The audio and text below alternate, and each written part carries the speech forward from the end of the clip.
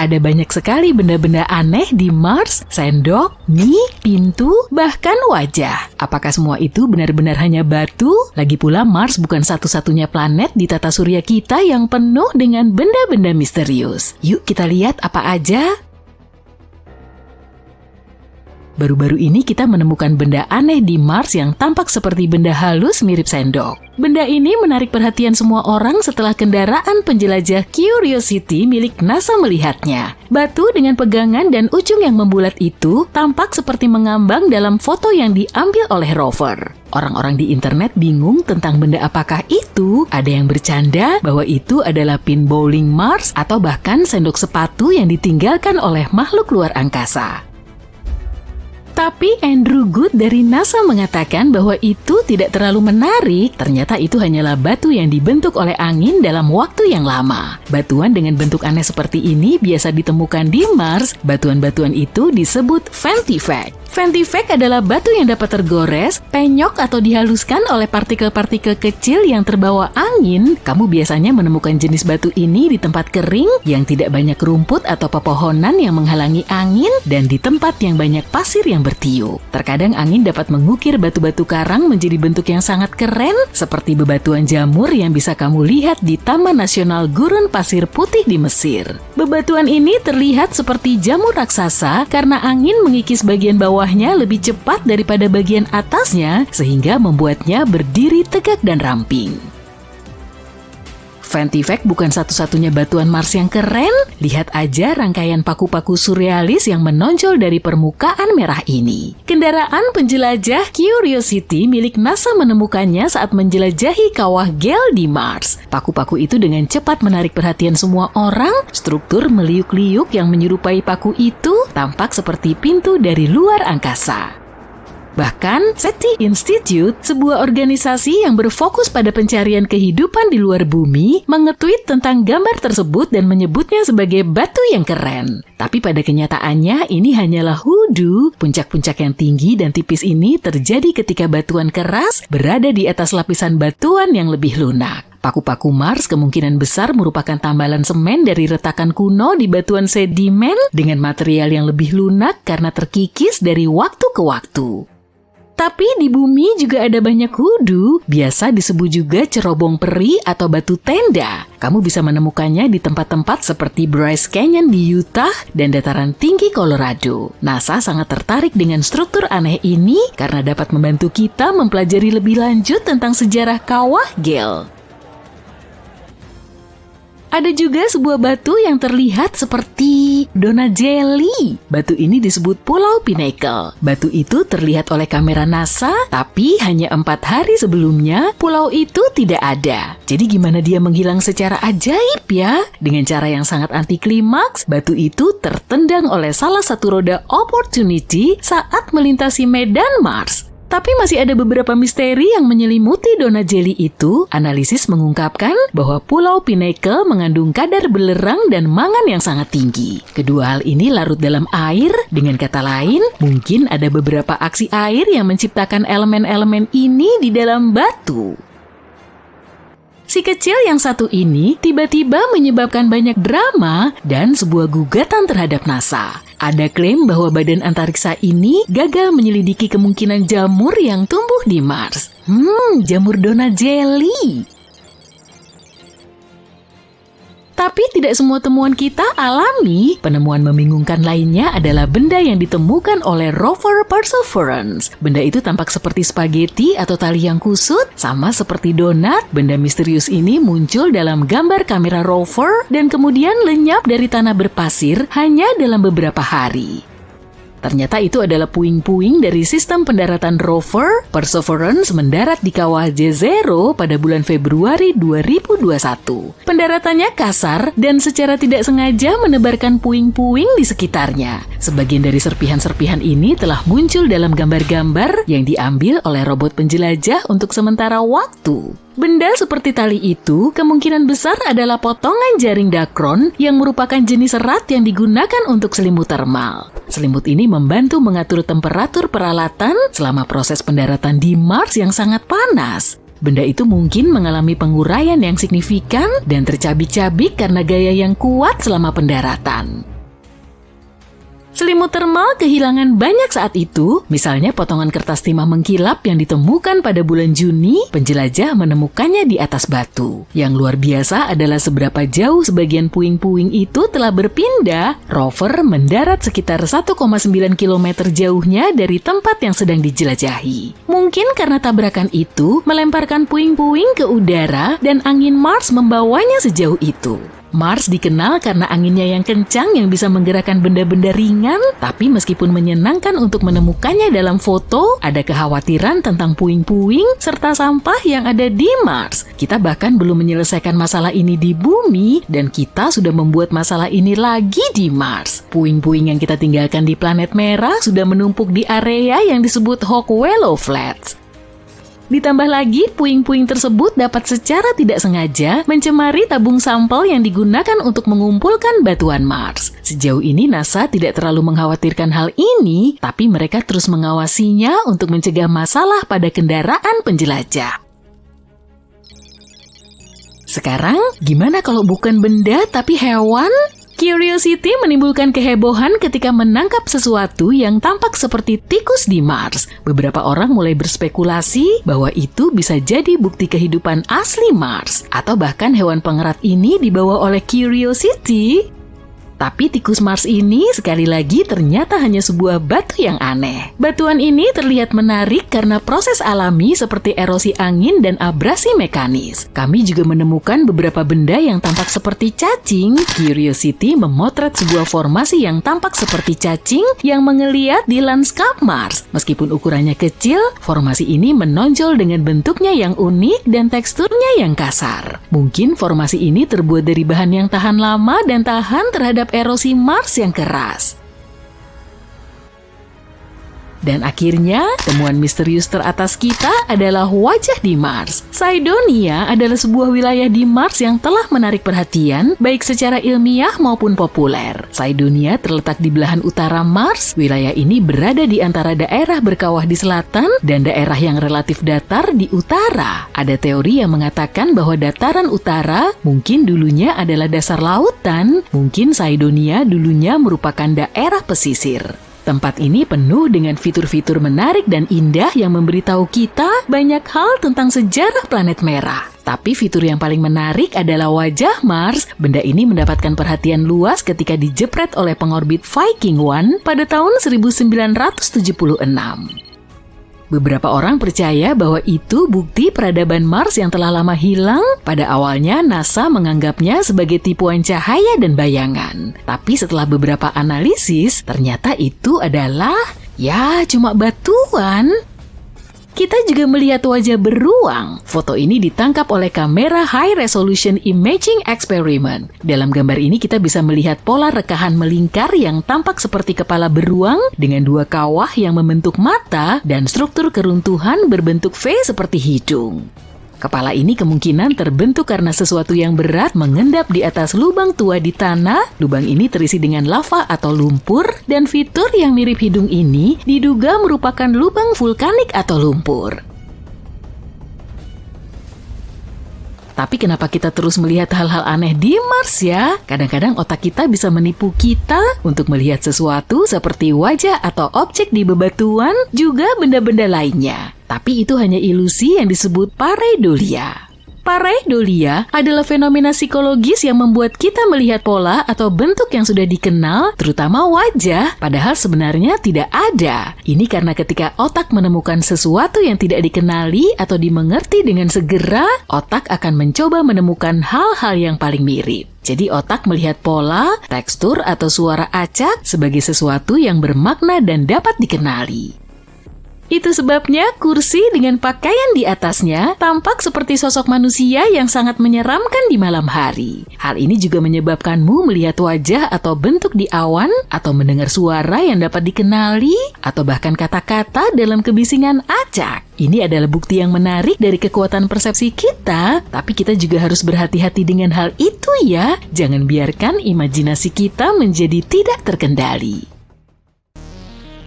Bayangkan sebuah dunia di mana lanskap Mars yang merah dan tandus diubah menjadi taman yang rimbun dan hijau. Dunia di mana air mengalir dengan bebas, mengukir ngarai dan menciptakan danau dan lautan.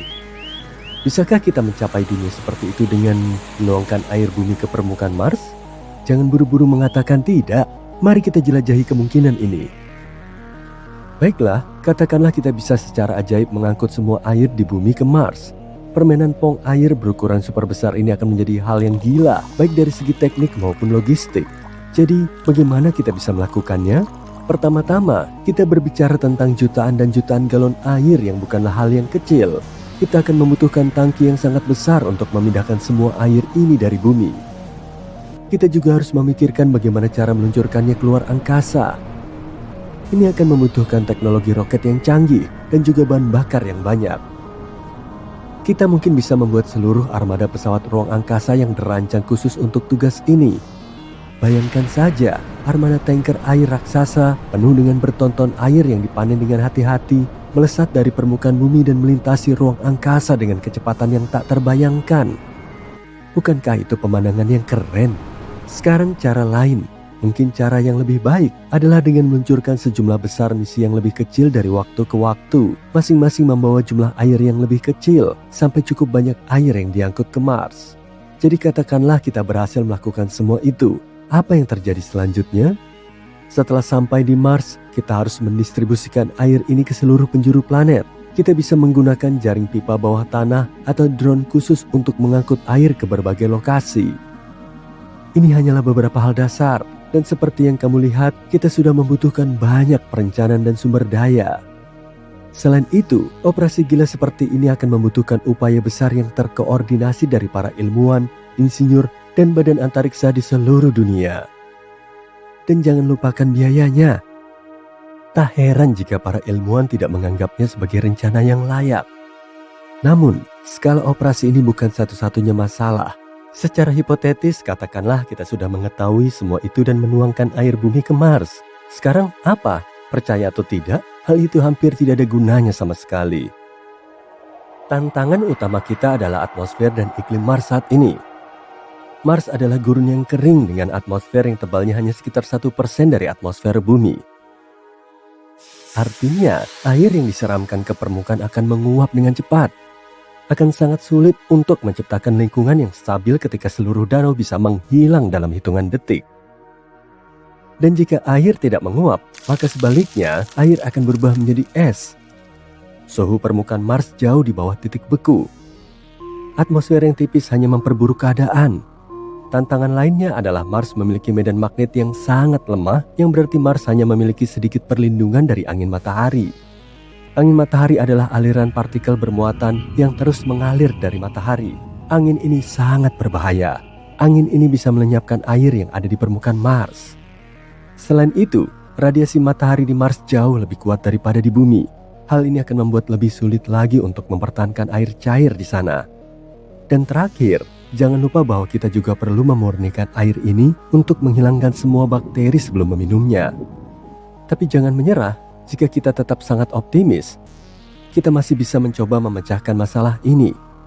Pada dasarnya, kita perlu menemukan cara untuk mempertahankan air cair di satu tempat untuk waktu yang lama dan memastikan bahwa air tidak membeku atau menguap. Jadi, bagaimana kita melakukannya? Ada beberapa cara yang bisa kita lakukan. Nomor 1, isolasi. Kita bisa membungkus semua wadah air dengan bahan isolasi, seperti busa misalnya, atau beberapa bahan reflektif yang dapat membantu menjaga air agar tidak membeku. Nomor 2, pemanas. Kita bisa menggunakan berbagai pemanas dan perangkat untuk menjaga suhu di atas titik beku, bahkan selimut termal. Meskipun hal ini akan membutuhkan banyak energi dan akan menjadi tugas yang sulit. Nomor 3, waduk bawah tanah. Kita bisa menggali lubang besar dan menutupinya dengan bahan transparan agar sinar matahari bisa masuk. Hal ini akan membantu menjaga air tetap hangat dan terisolasi. Nomor 4, salinitas. Menambahkan sedikit garam atau mineral terlarut lainnya ke dalam air dapat menurunkan titik beku air. Meskipun kita akan membutuhkan lebih banyak garam untuk hal-hal seperti danau, dan metode ini bukan yang paling efisien. Dan terakhir, nomor 5, membangun rumah kaca. Kita bisa membangun rumah kaca atau bangunan lain yang bisa memerangkap panas dan menciptakan lingkungan yang lebih mirip bumi. Pilihan ini mungkin yang terbaik, Lagi pula, rumah kaca juga bisa membantu kita untuk menumbuhkan berbagai tanaman dan organisme lain. Yeay, hidup! Baiklah, bagus. Katakanlah kita telah menemukan cara untuk menyimpan air di Mars dan menyimpannya di sana dalam bentuk cair dan suam-suam kuku. Lalu apa sekarang? Apa dampaknya pada Mars? Sebenarnya, ini akan sangat bagus. Jika kita menuangkan semua air ini ke Mars, kita bisa mengubah iklim gurun merah yang dingin dan tandus ini secara drastis. Pertama-tama, kita dapat menciptakan apa yang disebut efek rumah kaca. Efek rumah kaca terjadi ketika gas-gas di atmosfer planet memerangkap panas, sehingga suhu planet meningkat. Dan ya, ini sangat buruk bagi bumi, tapi bagi Mars yang suhunya melonjak antara 21 derajat dan minus 129 derajat, hal ini akan sangat mengagumkan. Hal ini dapat menyebabkan atmosfer menebal dan menyebabkan mencairnya lapisan es di kutub. Bukankah itu akan sangat mengagumkan? Mars akan mulai berangsur-angsur berubah dari gurun yang sepi menjadi bumi 2.0. Hal ini juga berarti bahwa atmosfer planet ini akan berubah. Misalnya pola cuaca. Awan bisa terbentuk di Mars, hujan akan mulai turun. Dan hujan, seperti yang kita tahu, memindahkan air dari satu wilayah ke wilayah lain. Artinya, hujan bisa menyiram tanaman jika muncul di Mars. Namun semua itu hanyalah spekulasi belaka. Kita tidak bisa sepenuhnya yakin apa dampak penyiraman air ke permukaan Mars terhadap iklim planet ini. Mungkin untuk menciptakan efek rumah kaca ini, kita membutuhkan lebih banyak air daripada yang bisa kita angkut. Tapi terlepas dari semua tantangan, kita berhasil dengan misi kita dan membuat Mars jauh lebih hangat dan lembab. Mungkin kehidupan akhirnya lahir di sana? Sayangnya, hal itu masih sangat tidak mungkin. Ya, air memang sangat penting untuk menciptakan kehidupan, tapi bukan itu saja yang kita butuhkan. Komposisi tanah Mars tidak terlalu kondusif untuk mendukung kehidupan. Tanahnya sebagian besar terdiri dari mineral yang disebut regolith, yang sebagian besar terdiri dari debu, pasir, dan bahan lain yang tidak terlalu baik untuk tanaman. Secara teoritis, kita bisa melakukan terraformasi pada Mars. Terraformasi adalah perubahan planet secara bertahap dan perlahan-lahan sehingga cocok untuk kehidupan kita. Tapi ini akan menjadi proses yang sangat rumit, lama, dan mahal. Oh, dan ngomong-ngomong, apa yang akan terjadi pada bumi kita setelah semua itu? Kita mengambil cukup banyak air, bukan? Dari sudut pandang bumi, mengangkut air ke Mars akan membutuhkan sumber daya yang sangat besar, termasuk energi dan material yang berbeda. Dan jumlah air yang harus kita habiskan akan sangat mengejutkan. Hilangnya air dalam jumlah besar dari cadangan air di bumi bisa berdampak signifikan pada planet kita, terutama di daerah-daerah di mana air sudah langka. Jadi pada dasarnya, ini adalah ide yang sangat buruk, bagaimanapun caramu melihatnya. Ya, ini mungkin terdengar menarik, tetapi ini sama sekali bukan rencana yang layak. Ini akan membutuhkan terlalu banyak sumber daya, terlalu banyak uang, dan bahkan tidak akan sepadan. Itulah mengapa para ilmuwan dan badan antariksa tidak mempertimbangkan ide ini secara serius. Selain itu, ada banyak tujuan lain yang lebih realistis dan dapat dicapai dalam bidang eksplorasi Mars. Sebagai contoh, kita bisa terus mempelajari geologi, atmosfer, dan potensi kehidupan di Mars, baik di masa lalu maupun masa kini. Studi-studi ini akan membantu kita menemukan sumber daya yang dapat mendukung eksplorasi manusia di masa depan. Secara keseluruhan, kita perlu menjawab lebih banyak pertanyaan tentang Mars sebelum kita mulai mempertimbangkan untuk mengkolonisasinya. Jadi, mari kita pantau terus berita dan informasi terbaru tentang Mars. Tanah di bawah telapak kakimu berwarna merah dan kering. Tempat itu sangat dingin. Debu kecoklatan berterbangan di udara. Kamu maju selangkah, kemudian selangkah lagi. Sulit untuk bergerak karena lapisan debu yang tebal membenamkan kakimu. Kamu sedang di Mars, dan kamu datang ke sini setelah mendengar kabar luar biasa. Sekarang ini planet merah ini memang tampak kering dan berdebu. Tapi para ilmuwan menduga planet ini mungkin sangat berbeda di masa lalu. Mereka menemukan beberapa bukti adanya lautan besar yang mungkin ada di permukaan Mars sekitar 3,5 miliar tahun lalu. Dan lautan ini mungkin luasnya mencapai ratusan ribu mil persegi. Semua berawal dari foto-foto satelit yang diambil dari permukaan planet merah. Foto-foto itu diambil dari berbagai sudut. Hasilnya, para peneliti berhasil membuat peta relief area tersebut.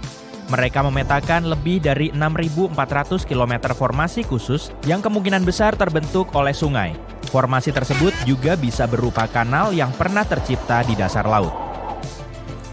Para ilmuwan menggunakan data yang dikumpulkan oleh Mars Reconnaissance Orbiter pada tahun 2007.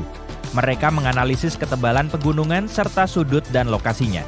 Tujuan utamanya adalah untuk mengeksplorasi depresi topografi yang disebut Aeolis Dorsa.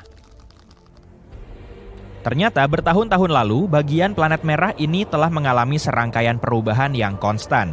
Hal ini bisa jadi disebabkan oleh pergerakan batuan yang cepat yang terseret oleh arus dan sungai, serta kenaikan permukaan air laut. Para peneliti juga melihat adanya batas yang cukup jelas memisahkan dataran tinggi selatan Mars yang tinggi dan berkawah-kawah dari dataran rendahnya yang landai. Batas itu tampak sangat mirip dengan garis pantai yang ditinggalkan oleh samudra yang sangat luas. Ini semua mungkin berarti bahwa pada zaman dulu memang ada lautan di permukaan Mars yang cukup luas. Lebih menariknya lagi, keberadaan samudra seperti itu bisa berarti adanya kehidupan. Penemuan ini bisa mengungkap banyak hal kepada para ilmuwan tentang iklim purba di planet merah serta evolusinya. Kita sekarang tahu bahwa pasti ada suatu masa di mana planet Mars cukup hangat dan atmosfernya cukup tebal untuk menyimpan banyak air dalam bentuk cair. Yang lebih menakjubkan lagi, iklim di belahan utara Mars 3 miliar tahun lalu bisa jadi mirip dengan iklim bumi saat ini. Lalu di manakah lautan itu sekarang? Apa yang terjadi pada lautan itu? Mungkin iklim di planet merah menjadi lebih dingin dan permukaan lautan membeku. Ada teori yang menyatakan bahwa saat ini lautan itu masih dalam keadaan beku di bawah lapisan batuan, pasir dan debu di bawah dataran utara yang disebut Vastitas Borealis. Atau air lautan itu bisa saja hilang ke atmosfer dan pada akhirnya keluar angkasa melalui proses atmospheric sputtering. Selama proses ini, atom-atom terlempar dari atmosfer setelah bertabrakan dengan partikel-partikel energi tinggi yang berasal dari matahari. Meski begitu, teori tentang lautan yang pernah menutupi sebagian besar belahan utara Mars belum bisa dipastikan kebenarannya. Para ilmuwan masih memperdebatkan keberadaannya. Adapun saat ini, Mars merupakan planet yang sangat dingin dengan suhu rata-rata minus 62 derajat Celcius. Permukaannya pun berbatu. Planet ini tertutup oleh danau kering, kawah, gunung berapi, dan ngarai. Lautan yang mungkin pernah ada di Mars bukanlah satu-satunya hal menakjubkan dari planet ini. Yuk kita bahas tentang badai pasir di planet merah. Dalam film Badai Pasir digambarkan sebagai kekuatan alam yang sangat dahsyat, menghancurkan perkemahan para astronot dan mengoyak pesawat antariksa mereka. Tapi apakah semua itu benar? Mars memang terkenal akan badai debunya yang sangat besar dan bisa dilihat dengan teleskop di bumi. Badai debu ini terkadang menutupi area seluas benua dan bisa berlangsung selama berminggu-minggu. Tapi selain itu, ada badai yang terjadi sekali dalam 3 tahun di Mars, sekitar 5,5 tahun bumi. Badai ini lebih besar dan lebih kuat daripada badai biasa. Badai ini mengelilingi seluruh planet. Itulah sebabnya para ilmuwan menyebutnya badai debu global. Meski begitu, kecil kemungkinan badai debu global bisa menyebabkan bahaya serius bagi para astronot atau peralatan mereka. Meskipun badai Mars sangat dahsyat, kecepatan angin maksimalnya hanya mencapai 96 km per jam. Itu kurang dari setengah kecepatan angin topan di bumi. Selain itu, perbandingan kecepatan angin ini bisa menyesatkan.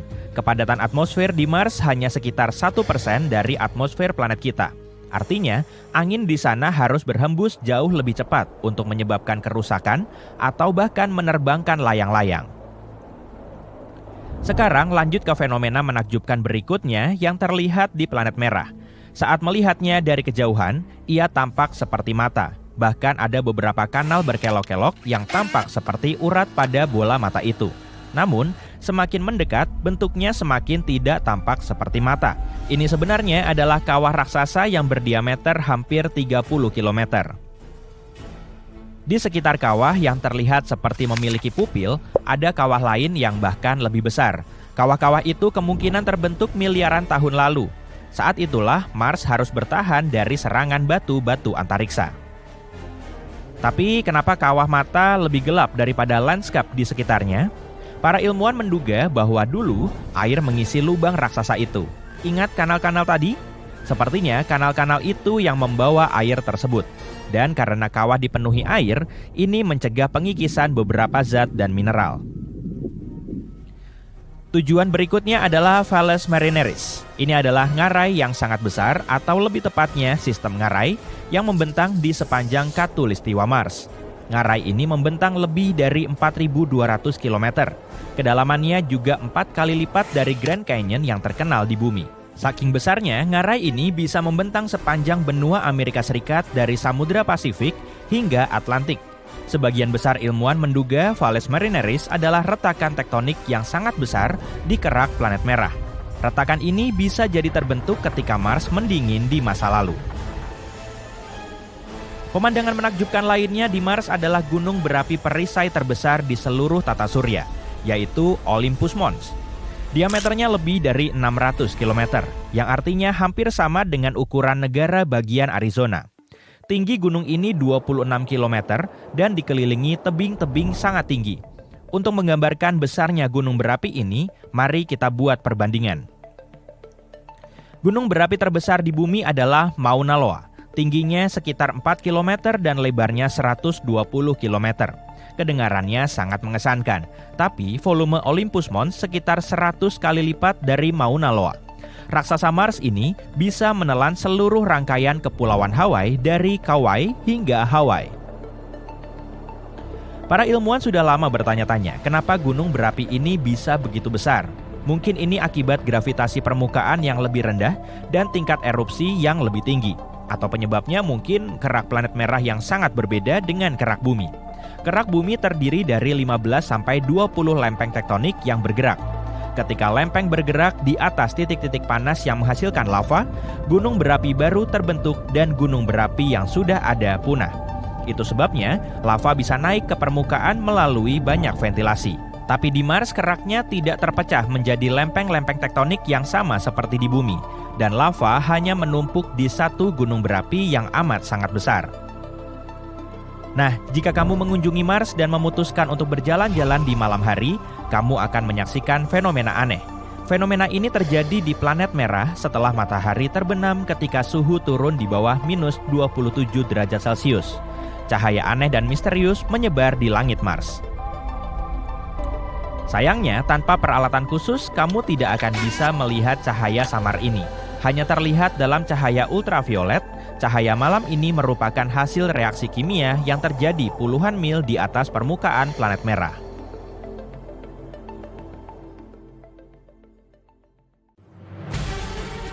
NASA dan China masing-masing berencana untuk mengirim manusia ke Mars.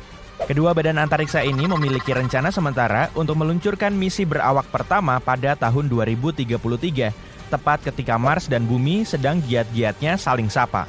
Dan bukan hanya itu, misi-misi lainnya mungkin akan dilakukan pada tahun 2035, 2037, dan seterusnya. Tujuan utamanya adalah membangun habitat Mars untuk eksplorasi dan penelitian di masa depan. Jadi, bagaimana mereka akan melakukannya? Mari kita cari tahu. Bepergian ke Mars tidak semudah naik roket.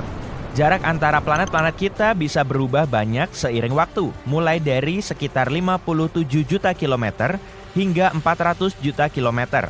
Dan bahkan dengan teknologi terbaik kita, dibutuhkan waktu 6-9 bulan untuk sampai ke planet merah.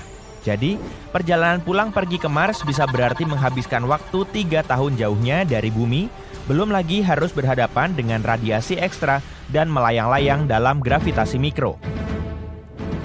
Namun, Jet Propulsion Laboratory NASA punya kabar gembira. Para ilmuwan telah bekerja tanpa lelah untuk merancang misi dengan arsitektur minimal ke Mars. Mereka berpikir bahwa tahun 2033 adalah tahun yang tepat untuk mewujudkannya. Begini, setiap 15 tahun, planet-planet berbatu, Venus, Bumi, dan Mars berada pada posisi yang tepat untuk menciptakan titik kosmik yang pas. Misi ini akan memanfaatkan kesempatan langka ini dan melakukan manuver bantuan gravitasi dengan bantuan Venus. Jadi, kayak dapat dorongan dari ketapel planet gitu. Kita akan mempercepat laju wahana antariksa kita dan mengurangi kebutuhan untuk membuat tenaga pendorong sendiri. Laporan ini juga membahas tentang beberapa ide yang sangat keren, seperti menggunakan tenaga nuklir untuk mesin pesawat ruang angkasa dan menggunakan sumber daya Mars untuk membuat sesuatu. Teknologi-teknologi ini bisa membuat perjalanan ke luar angkasa lebih cepat, melindungi astronot dari radiasi, dan mempermudah kehidupan di luar angkasa. Bahkan, teknologi-teknologi ini bisa memungkinkan kita untuk membuat sumber daya dan bahan bakar di Mars. Jadi, beginilah rencananya. Pertama, kita akan meluncurkan wahana antariksa menuju Mars. Wahana ini akan menghabiskan waktu sekitar 30 hari di orbit tinggi, menjelajahi dan mengumpulkan data yang berharga. Kemudian, wahana ini akan kembali ke bumi dan mampir ke Venus untuk melakukan kunjungan singkat. Jadi, seluruh petualangan ini akan berlangsung sekitar 570 hari atau hanya 1,6 tahun. Dan petualangan yang lebih singkat berarti lebih sedikit paparan radiasi. Perlu diingat, misi ini akan berfokus pada mengorbit Mars dan bukan mendarat di permukaannya. Ini hanyalah batu loncatan yang membuka jalan untuk misi pendaratan di masa depan. Sama seperti misi Apollo 8 yang mengorbit bulan sebelum pendaratan bersejarah Apollo 11. Pendaratan di Mars pada tahun 2033 mungkin terlalu ambisius karena keterbatasan dana, tapi siapa yang tahu? Kalau semuanya berjalan lancar, itu mungkin bisa menjadi kenyataan. Nah, bagian yang paling kerennya, kita tidak membutuhkan teknologi atau kendaraan baru yang mewah untuk melakukan semua ini. Kita akan memanfaatkan teknologi yang sudah ada, yang sudah diproduksi atau sedang dipelajari untuk program bulan Artemis. Mari kita uraikan wahana misi Mars kita, yakni teka-teki besar yang terdiri dari banyak bagian. Dan coba tebak, wahana ini dibuat oleh komunitas penggemar ruang angkasa pada tahun 2017. Benar, bukan para ilmuwan yang membuatnya pertama kali. Tapi sekarang, ini bukan hanya ide yang fantastis lagi. Sebagian besar dari benda-benda ini sudah menjadi kenyataan, dibuat atau direncanakan oleh NASA. Jadi, mari kita lihat konsep ini.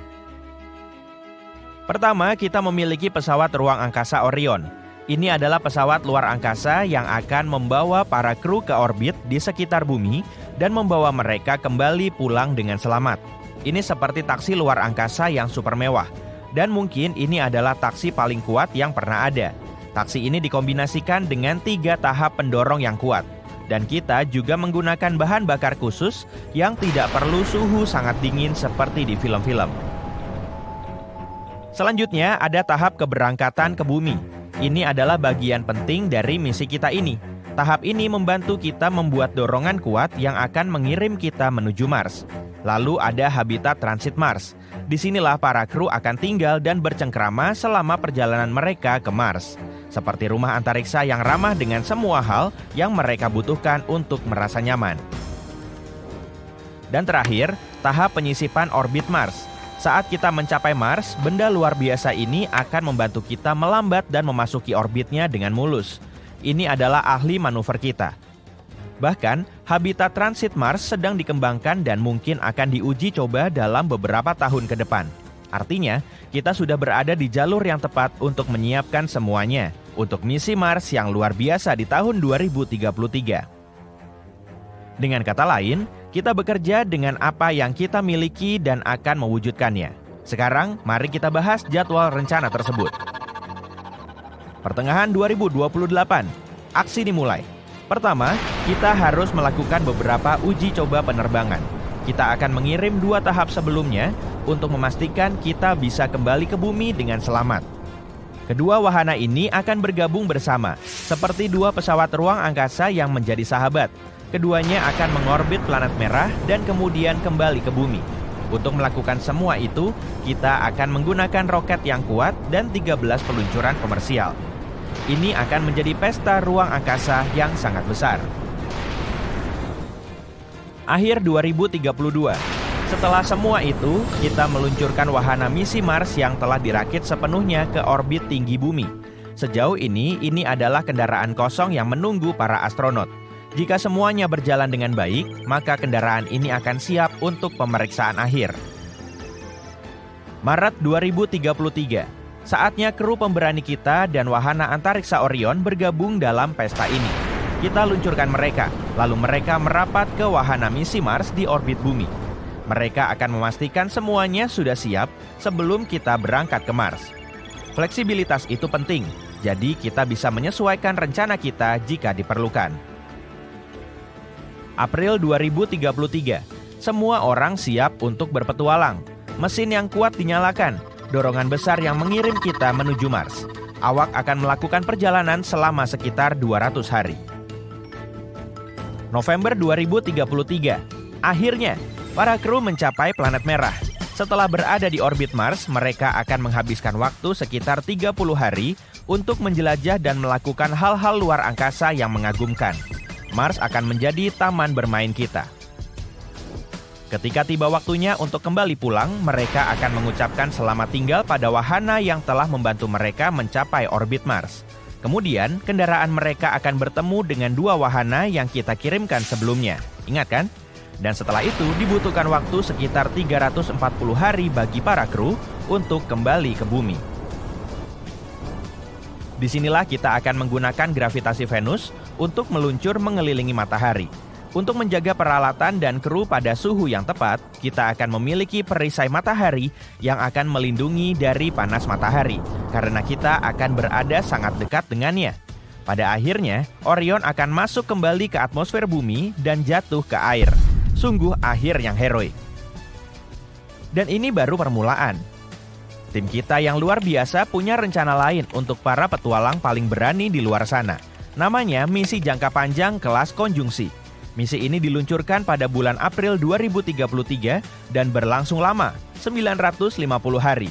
Itu lebih dari 2,5 tahun dengan 550 hari dihabiskan di orbit Mars. Misi ini membutuhkan lebih sedikit peluncuran dari bumi, tapi memiliki beberapa tantangan yang berbeda, seperti menghabiskan lebih banyak waktu dalam gravitasi mikro dan menghadapi peningkatan radiasi. Jadi, kita akan membutuhkan pahlawan luar angkasa yang sesungguhnya untuk yang satu ini. Namun, tentu saja, ada beberapa rintangan besar yang harus diatasi sebelum kita bisa mewujudkannya. Para ahli mencermati program perjalanan ke Mars NASA dan menemukan bahwa rencana tersebut membutuhkan beberapa perubahan serius. Ada beberapa area yang berisiko tinggi, seperti sistem pendukung kehidupan untuk misi yang panjang, menggunakan tenaga surya untuk tenaga pendorong, membuat oksigen di Mars, dan sebagainya. Para ahli juga khawatir tentang jadwal pendanaan dan banyak hal lainnya. Jadi menurut mereka, berpegang pada tenggat waktu 2033 mungkin mustahil dilakukan dengan rencana dan anggaran yang ada saat ini. Bahkan menargetkan tahun 2035 pun memiliki risiko yang signifikan dan kemungkinan penundaan. Tapi, penjelajahan ruang angkasa tidak pernah mudah, bukan? Dengan tekad yang realistis, segala sesuatu mungkin terjadi. Kemungkinan besar, ide untuk mengirim manusia ke Mars akan terwujud sebelum tahun 2040. NASA sedang berusaha menyelesaikan rencana dan detail untuk mewujudkannya. Jadi meskipun kita masih memiliki beberapa kendala yang harus dipecahkan sebelum bisa mewujudkannya, mimpi untuk mengirim manusia ke Mars tetaplah menarik. Ini adalah petualangan mendebarkan yang penuh dengan tantangan, penemuan, dan semangat eksplorasi manusia. Jadi, mari kita tunjukkan pada alam semesta apa yang kita punya. Yang jelas bagian besarnya karbon. Bayangkan kamu menjadi salah satu orang pertama yang dikirim untuk menjelajahi Mars. Saat kamu mendekati planet merah, sesuatu yang aneh dan menyeramkan menarik perhatianmu. Di sana, ya, di sana. Bukankah itu terlihat seperti kepala beruang mamut? Apa? Atau siapa yang bisa membuat moncong beruang di tengah-tengah kawah? Sayangnya, atau haruskah kukatakan untungnya, gak ada yang misterius dari kepala beruang ini. Itu hanya pareidolia wajah. Itu adalah kecenderungan untuk melihat struktur wajah dalam hal-hal sehari-hari. Tapi berbicara tentang temuan di Mars, haruskah kita mengganti nama fenomena tersebut menjadi beruang idolia? Kamu sudah menduganya kan? Baiklah, coba lihat. Kamu akan melihat bukit berbentuk V yang terlihat seperti hidung.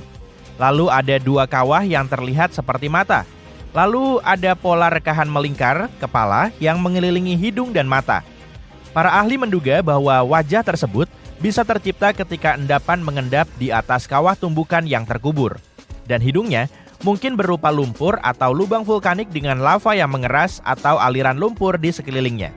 Bagaimanapun, kawahnya memang terlihat seperti wajah beruang, aku akui itu. Namun berkat HiRISE, kamera Mars Reconnaissance Orbiter's High Resolution Imaging Science Experiment, salah satu akronim NASA yang mengagumkan. Kita bisa melihat kawah-kawah aneh lainnya di planet merah, seperti wajah tersenyum, burung, atau gajah. Pertama, mari kita lihat wajah Mars yang terkenal itu. Gambar ini pertama kali diambil oleh pengorbit Viking pada tahun 1976. Pada waktu itu resolusinya jelas sangat buruk, ditambah lagi pencahayaannya miring. Hasilnya adalah foto yang mengejutkan orang-orang di tahun 1970-an. Wajah yang diukir dari batu menatap ke arah bumi. Apakah itu berarti ada peradaban lain di Mars yang membuat monumen ini? Tidak. Lihatlah foto tempat yang sama yang diambil oleh Mars Reconnaissance Orbiter saat ini. Resolusinya jauh-jauh lebih baik dan wajahnya secara ajaib berubah menjadi bukit biasa. Atau lihatlah Bigfoot mungil ini yang gambarnya diambil pada tahun 2008. Aku bilang mungil karena makhluk ini hanya setinggi beberapa inci saja. Dan ketika foto itu diambil, Bigfoot hanya berjarak beberapa meter dari kamera. Dan di sini seseorang yang penasaran memperbesar gambar di atas batu kecil dan melihat sesuatu yang menyerupai gorila. Begitulah awal mula beberapa orang mulai percaya bahwa ada kera di Mars. Ya, benar. Mari kutunjukkan beberapa contoh makhluk dan wajah imajiner di planet merah. Sebagian besar berasal dari serangkaian gambar yang diambil oleh kamera Themis. Saat ini, kamera ini berada di dalam wahana Mars Odyssey yang hanya membutuhkan waktu 2 jam untuk mengorbit planet merah dan membawa sejumlah instrumen ilmiah penting. Izinkan aku memperkenalkan My Happy Martian kepadamu. Kawah selebar 3 km ini difoto pada tahun 2008. Rantai kawah berikutnya tampak seperti tawon dengan sayap puing-puing tumbukan yang halus.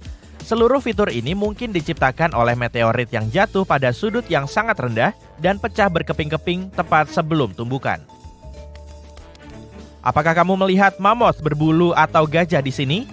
Aliran lava di salah satu wilayah di Mars meninggalkan gambar ini di tanahnya yang berwarna kemerahan. Daerah itu sendiri yang disebut Elysium Planitia, terkenal dengan aliran lava termuda di planet ini. Misalnya, yang tampak seperti mammoth kemungkinan besar terbentuk dalam 100 juta tahun terakhir. Baru kemarin. Mari kita bicara tentang cinta, atau lebih tepatnya simbolnya hati. Apakah kamu menyukai 2 hati di permukaan planet merah ini? Yang satu ini sebenarnya adalah puncak Mesa yang dibatasi oleh embun beku. Dan bentuk hati ini adalah kawah tumbukan. Tumbukan itu mengoyak material permukaan yang gelap dan menyingkap tanah yang lebih terang di bawahnya. Kemudian, sebagian materi itu mungkin terbang ke bawah dan membentuk hati. Dan ini adalah burung kolibri yang tertutup debu. Dapatkah kamu melihat paruh dan kepalanya yang panjang? Para ilmuwan gak yakin bagaimana bentuk ini terbentuk, tapi mereka menduga erosi dan angin berperan dalam pembentukannya. Endapan bukit pasir yang gelap ini terlihat seperti serigala yang melolong. Dan di sini, dapatkah kamu melihat serangkaian roda gigi yang saling bertautan?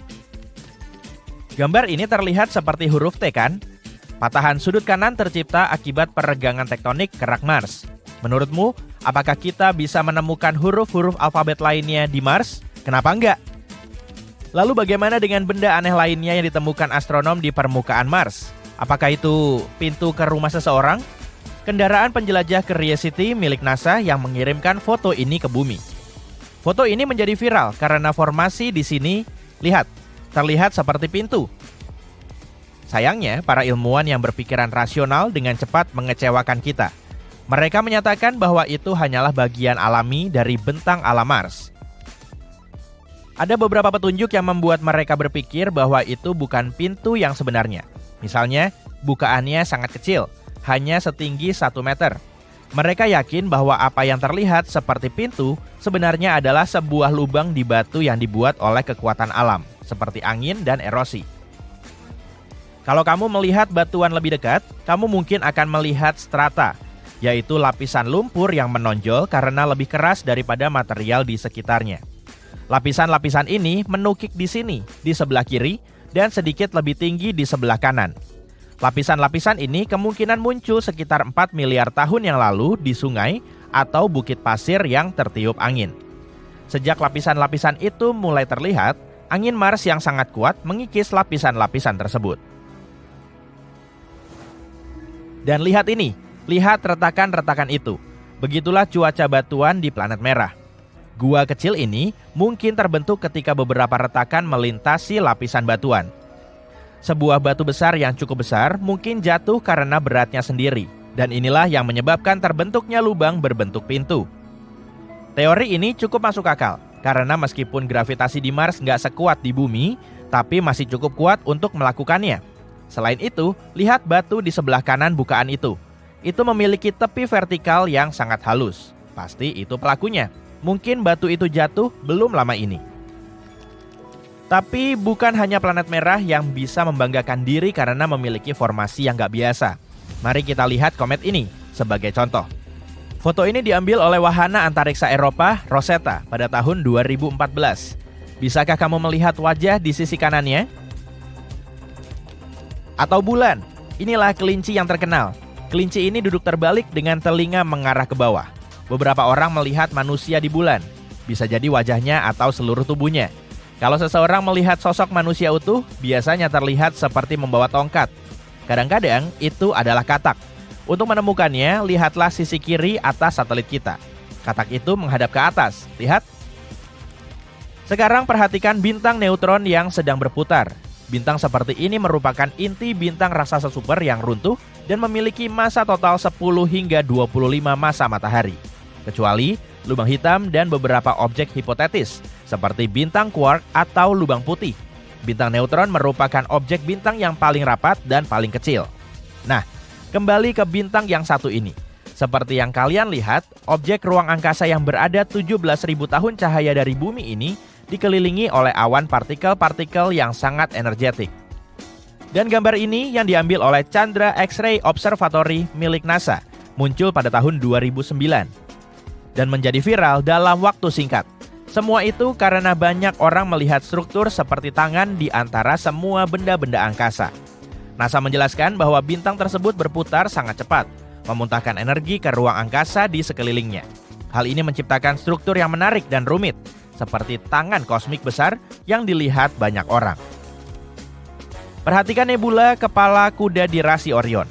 Ini adalah awan debu dan gas yang sangat dingin dan gelap yang pertama kali dicatat pada tahun 1888.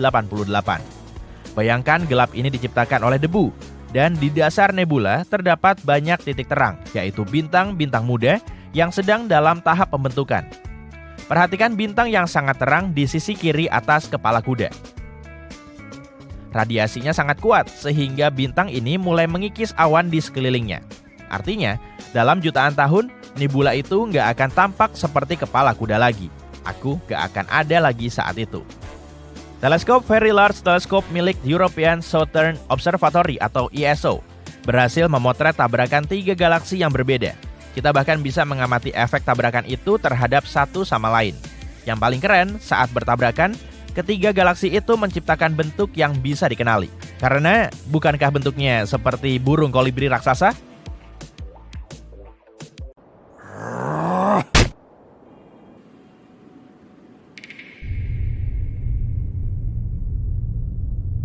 Berapa banyak sih orang yang kita butuhkan untuk menciptakan peradaban baru dan bukan di bumi ya, tapi di Mars dan dalam kondisi yang terbatas. Kalau kita membuat koloni ini dan mengirim mereka ke sana, masalah apa yang akan mereka hadapi? Bagaimana mereka bisa bertahan hidup di tempat yang sangat jauh dari bumi tanpa bantuan apapun? Sebuah penelitian ilmiah terbaru menjelaskan pertanyaan-pertanyaan ini. Yuk kita lihat.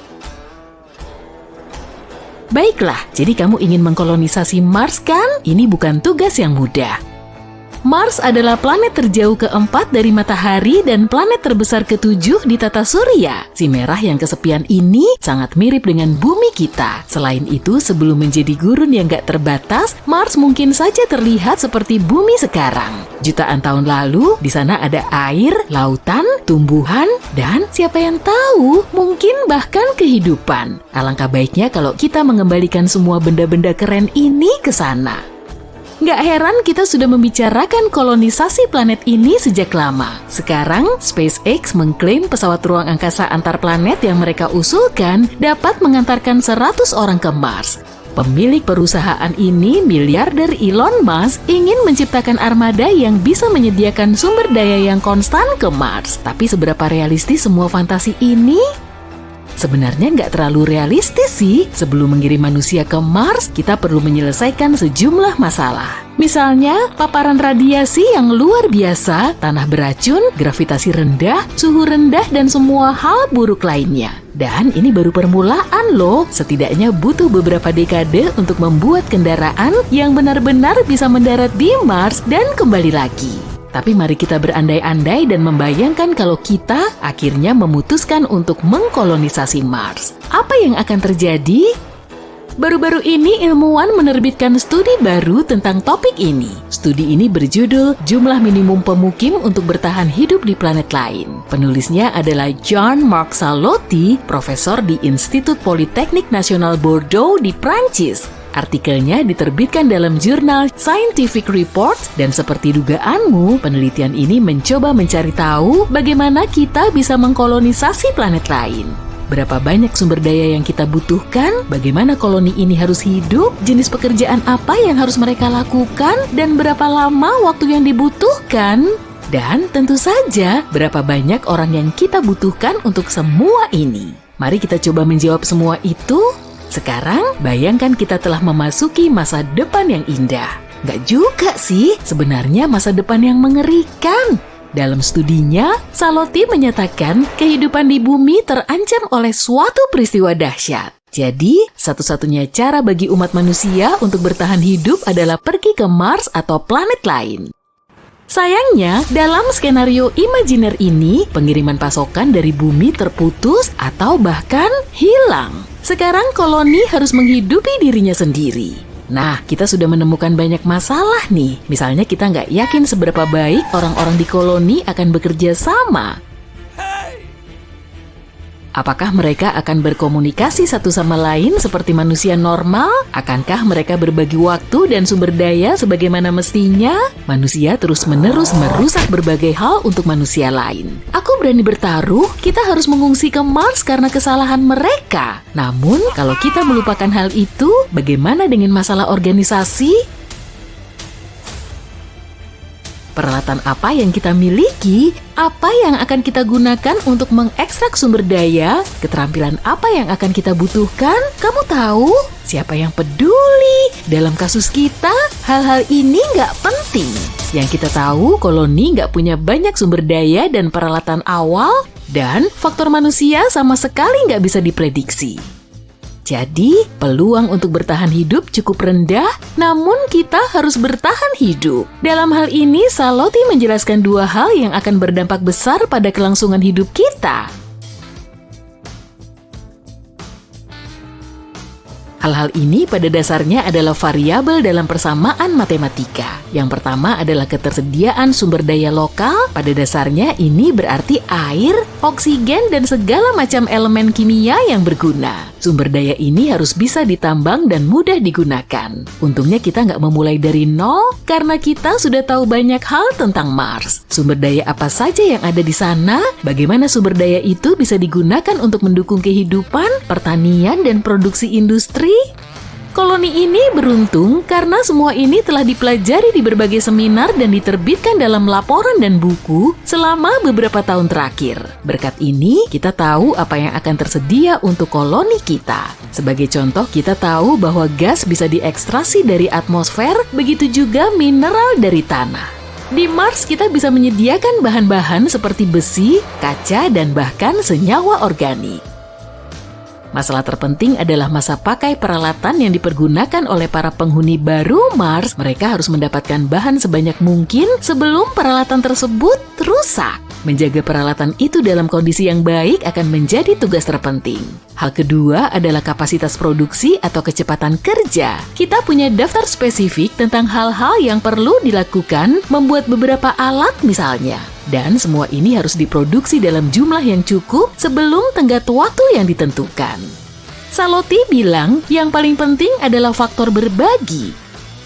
Bayangkan satu orang mencoba bertahan hidup di Mars. Dia harus melakukan semua tugas sendirian, menemukan atau membangun sistem sendiri untuk memasok air minum, oksigen, dan pembangkit listrik. Kita sudah melihat bagaimana hal ini terjadi dalam film The Martian. Tugas ini nggak mudah loh. Waktu selalu aja nggak cukup dan semua ini terlalu berat untuk ditangani oleh satu orang. Kecuali kalau kamu adalah Matt Damon.